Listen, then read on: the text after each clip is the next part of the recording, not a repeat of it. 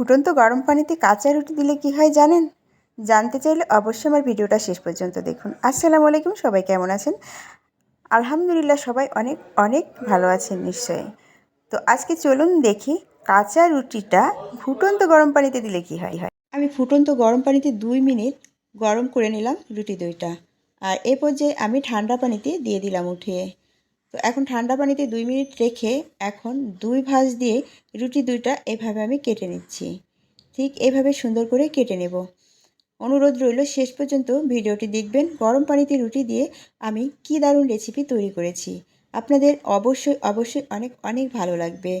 তো এ পর্যায়ে দেখুন আমি রুটিগুলোকে এইভাবে আলাদা আলাদা ছাড়িয়ে নিচ্ছি। তো এই মজার রেসিপি দেখতে অবশ্যই আমার চ্যানেলটা সাবস্ক্রাইব করে আমার পাশে থাকবেন, তাহলে আপনার দ্বারে আমার প্রত্যেকটা রেসিপি পৌঁছে যাবে। বাসায় আত্মীয় আসলে কিংবা আপনারা নিজেদের জন্য বিকালের নাস্তার জন্য আপনি এই রেসিপি খুব সহজেই তৈরি করে নিতে পারবেন। এত মজাদার এই রেসিপি আপনি তৈরি না করলেই বুঝতে পারবেন না। এ পর্যায়ে আমি চুলায় যাব। মাংস কুচি কুচি করে কেটে রেখেছিলাম লবণ, হলুদ আর শুকনো মরিচের গুঁড়া দিয়ে, সেটা আমি এখন ভেজে নিচ্ছি। ভালো লাগলে লাইক দিয়ে আমার সাথে থাকবেন। তো এই মাংসগুলো সুন্দর করে একটু ভেজে নিতে হবে। তো এখানে আপনারা মাংসর পরিবর্তে ডিমটাই ব্যবহার করতে পারেন। তো ডিমটা আপনি এরকম তেলে সুন্দর করে ভেজে গুঁড়ো করে নিতে হবে। এ পর্যায়ে আমি অন্য একটা কড়াই নিয়ে নিয়েছি। কড়াইয়ে এখন তেল নিলাম আর তেলে আমি পেঁয়াজ কুচি দিয়ে দিলাম। পেঁয়াজ কুচি এখন দিয়ে দিলাম কাঁচামরিচ কুচি। এ পর্যায়ে আমি 1 কাপ পরিমাণ গাজর কুচি দিয়ে দিলাম। তো এখন একটা ক্যাপসিকাম দিয়ে দিলাম। তো এখন এটা একটু ভালো করে নেড়ে চেড়ে নেব।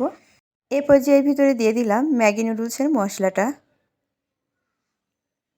ম্যাগি নুডলসের মশলা ছাড়া আপনি অন্য নুডলসের মশলা দিতে পারেন। এ পর্যায়ে দিয়ে দিলাম ভাজা মাংসটা। এখন একটু ভালো করে নেড়ে চেড়ে এ পর্যায়ে 1 চা চামচ লবণ দিয়ে দিলাম আমি। আপনি আপনাদের স্বাদ মতো লবণটা দিয়ে নেবেন। এখন আবার একটু নেড়ে নেব। এখন নেড়ে নেওয়ার পরে এ পর্যায়ে আমি যে গরম পানিতে রুটিগুলো দিয়েছিলাম সেই রুটিগুলো এখন আমি দিয়ে দিব। দেখুন এই রুটিটা দিয়ে ভালো করে একটু নেড়ে নিতে হবে। এখন আমি এটা ভালো করে একটু নেড়ে চেড়ে ঢেকে দিব সুন্দর করে। এই পর্যায়ে দেখুন আমার রুটিগুলো সুন্দর করে নাড়া হয়ে গেছে আর আমি এখন ঢাকনা দিয়ে এটাকে ঢেকে দেব। 5 মিনিট ঢাকা দিয়ে ঢেকে রাখলাম। ঠিক 5 মিনিট পর দেখুন আমি 1 চা চামচ মাংসের মশলা দিয়ে দিলাম।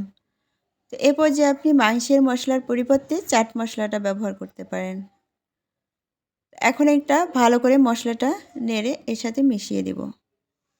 সবশেষে আমি এর ভিতরে একটা ছোট প্যাকেটের ম্যাগি নুডলস দিয়ে দিব। তো এই পর্যায়ে আমি সামান্য পরিমাণ টমেটো সস দিয়ে দিলাম। এই সসটা একটু এর সাথে ভালো করে মিক্সড করে নেব। যেহেতু এটা সস দিয়েই কিন্তু খেতে হবে আর এজন্য সসটা আমি একটু কম দিলাম। তো এখন সসটা দিয়ে একটু নেড়ে সবশেষে আমি এই নুডলসে দিয়ে দিলাম। নুডলসটা সিদ্ধ করে নিয়েছি আর সেই সিদ্ধ নুডলস আমি এর ভিতরে দিয়ে এখন ভালো করে নেড়ে চেড়ে আবার 5 মিনিট ঢেকে রাখবো। ঠিক 5 মিনিট পর হয়ে গেল, একদম রান্না শেষ। আর এই গরম পানির ভিতরে রুটি দিলে কি হয় সেটা অবশ্যই আপনারা দেখতে পাচ্ছেন। অনেক টেস্টি এই খাবারটা, আপনারা বাসায় তৈরি করে খেতে পারেন, আপনার গেস্টের জন্য তৈরি করে দিতে পারেন, সবাইকে চমকে দিতে পারেন। এত মজার এই রেসিপিটা আপনি তৈরি করে না খেলেই বুঝতে পারবেন না যে কতটা মজা। সবাই ভালো থাকবেন। আজ এ পর্যন্তই। আল্লাহ হাফেজ।